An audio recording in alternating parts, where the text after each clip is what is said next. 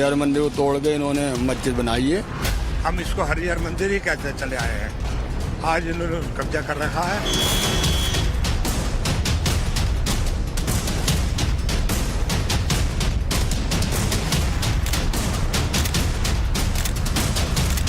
SI की team वहाँ 3 लोगों की जाएगी, वो वहाँ पे क्लीनिंग वर्क जो होगा वो सारा करेगी। पेंट से रिलेटेड जो इशू उसके लिए कहा है कि ट्यूसडे को हम उसको डिसाइड करेंगे।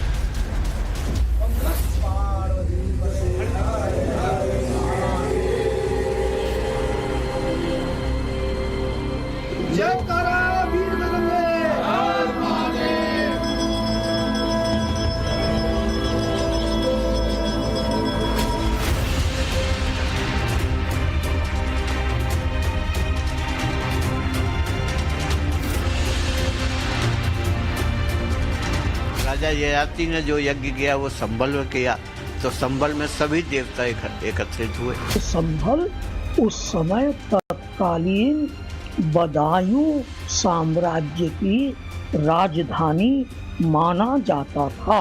5000 साल पुराना इसलिए कहा।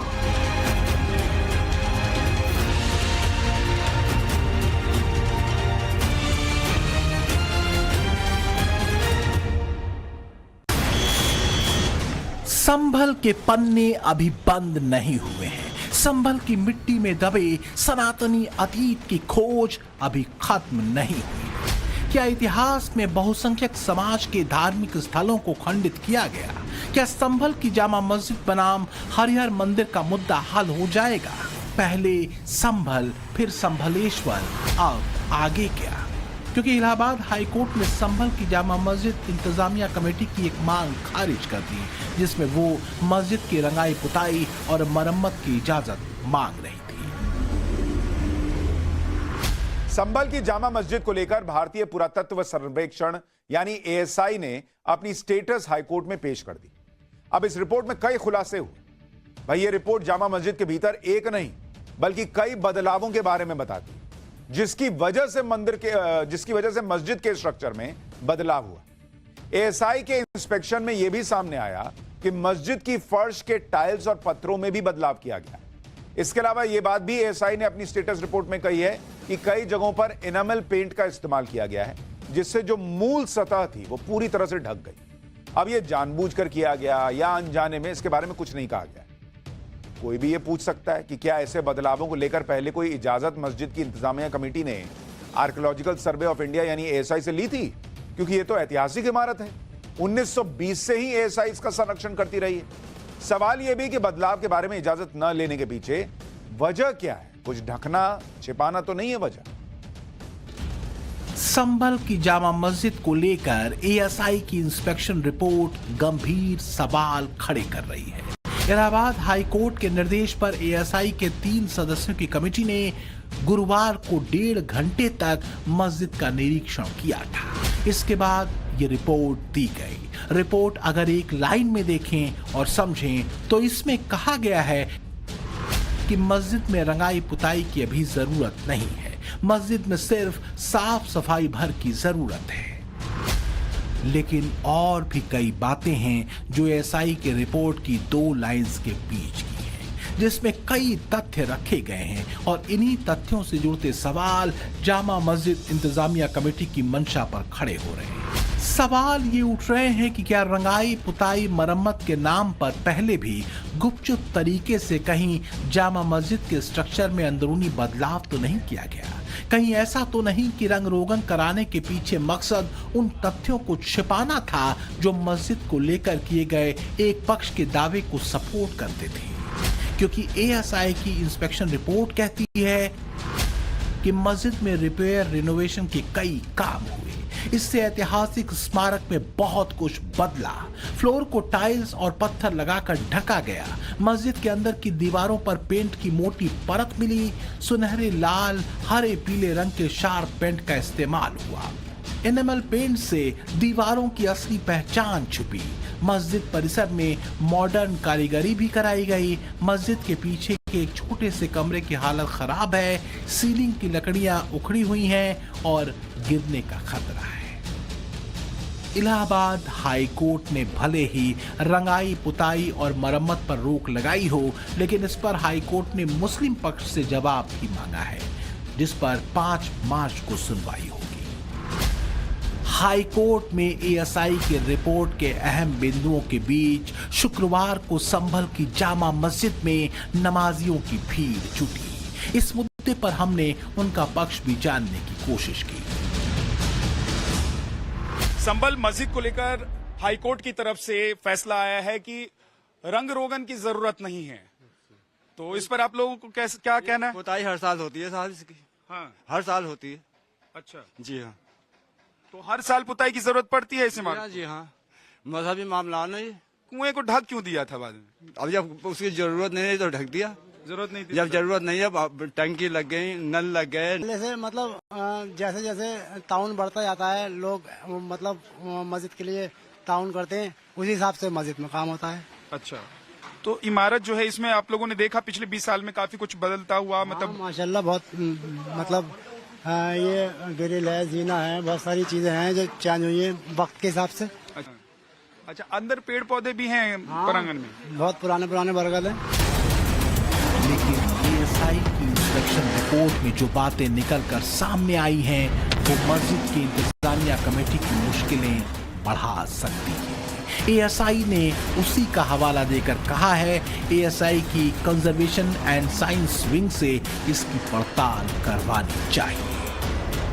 तो कहीं ऐसा तो नहीं कि जामा मस्जिद की रंगाई पुताई की बेचैनी दिखाकर मस्जिद की इंतजामिया कमेटी ने नई मुसीबत को न्योता दे दिया है?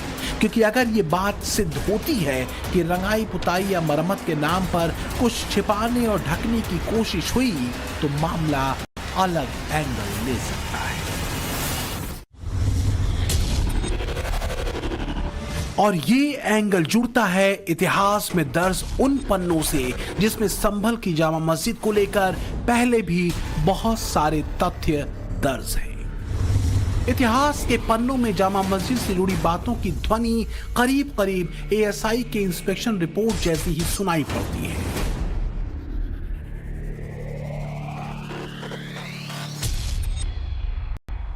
वो भी एएसआई की एक रिपोर्ट है जिसे ब्रिटिश आर्कियोलॉजिस्ट एसीएल कार्लाइल ने तैयार किया था। वो साल था 1879।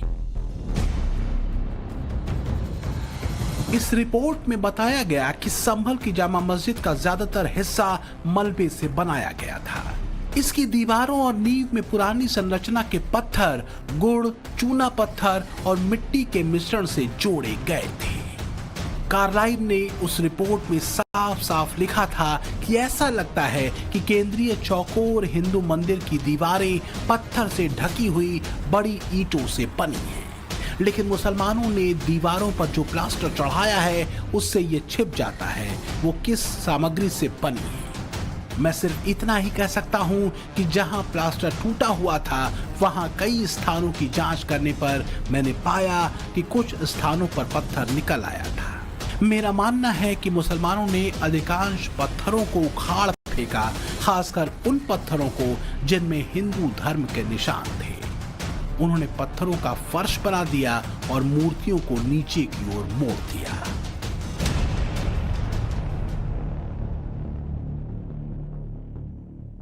इतिहास में सनातन पर हुए असंख्य हमलों और बर्बरताओं के तथ्य ऐसे ही दबा दिए गए। 1 साल पहले जनवरी में काशी के ज्ञानवापी परिसर में बनी मस्जिद के सर्वे में भी ऐसे ही साक्ष्य सामने आए थे। हालांकि वहां भी कई अड़ंगे लगाने की कोशिश ज्ञानवापी मस्जिद की इंतजामिया कमेटी ने की थी, लेकिन ये पैतरे काम नहीं आए और सच बाहर आया।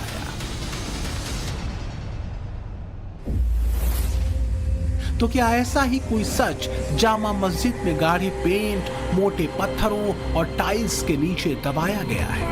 क्या संभल की जामा मस्जिद में पहले जो बदलाव किए गए उसके लिए कभी एएसआई से परमिशन ली गई? तो क्या बदल गया था 92 के बाद? यहाँ 92 के बाद जो है ये ग्रिल लगा है, इधर का गेट खुला है, इधर का ग्रिल लगा है, इधर का गेट खुला है, ये सब बदल गया है। जो एएसआई ने जो परमिशन नहीं दी थी ASI तो कल ही आई है पहली बार अच्छा, अपने सबूतों को देखने। पहले ASI वालों को नहीं जाने देते? नहीं जाने देते थे। तो फिर रंग रंगाई का काम, रंग पुताई अपनी मर्जी से ही, अपनी सब मर्जी से होता था। पहले इन्होंने ये लोग सारे लगवा दिए स्टील के, पहले नहीं थे कुछ भी। अच्छा, मतलब अभी, और वो भी ऐसे लगवाए हैं कि आप ये समझ लीजिए रातों रात लगवा दिए, किसी को हिंदू को पता नहीं चला। जो ग्रिल लगवा दिए, ग्रिल वगैरह सब चेंज कराए। अच्छा, वो टाइलें वगैरह पत्थर और सब चीज चेंज कर दी इन्होंने। पहले अलग था, अब अलग है। पहले छोटा सा जर्जर सा था? नहीं, पहले भी ऐसी था, लेकिन इन्होंने टाइलें पत्थर सब चीज लगा के सब चेंज कर दिया। अच्छा, पेंट वगैरह। और वहाँ जो कुआं है उसको भी बंद कर दिया? हाँ, वो तो पूजा था, वो पहले पूजा था। हाँ। पहले वो ही पूछता था। बात सिर्फ इतिहास की नहीं है, पुराणों की भी है। संभल की चर्चा पुराणों में भी है। पुराणों में संभल को तीर्थ नगरी कहा गया है और इसी नगरी की सनातनी पहचान बताए जाते हैं 19 कुएं। ये कुएं महज पानी का जरिया नहीं, बल्कि संभल के हरिहर मंदिर की प्रामाणिकता का आधार भी है।